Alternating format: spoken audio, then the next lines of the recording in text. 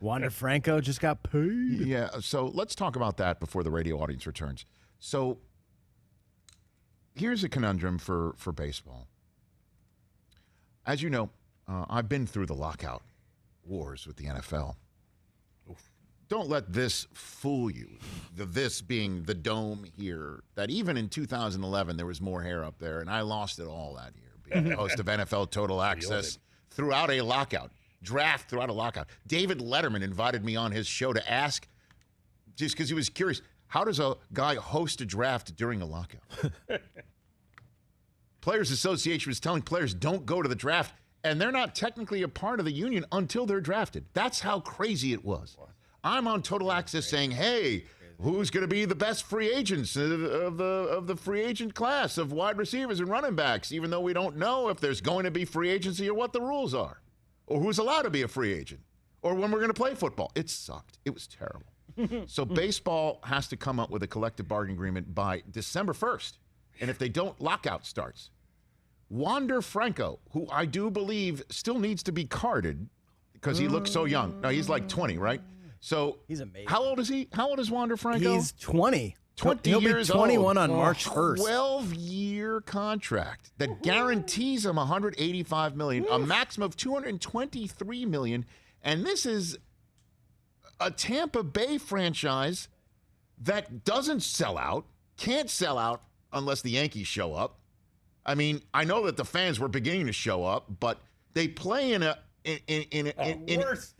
worst stadium in North American sports. Yes. Where you have to figure out what ring that's on what catwalk is which, depending on how many bases you get if you hit it and where you hit it.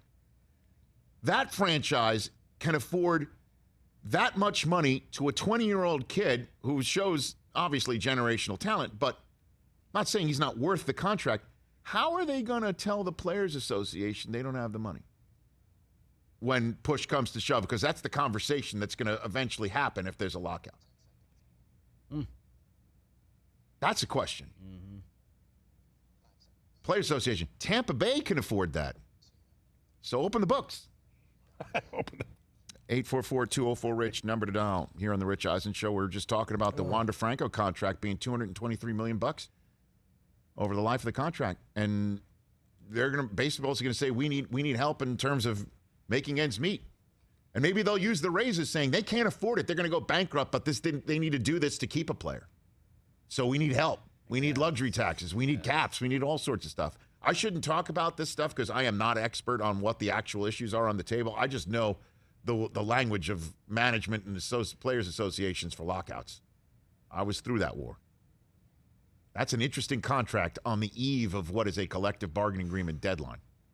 Also, notwithstanding, that is an insane bargain. Well, for this kid, if they are getting money through the luxury tax, how do you think Tom Werner and John Henry and Hal Steinbrenner think about that? That if the Rays are using money that the Yankees and Red Sox are putting in the till to pay this kid, right, and they just won a division. Well, I would say to counteract that, in about 4 or 5 years, Wander Franco is either going to be playing for the Yankees or the Red Sox. Okay.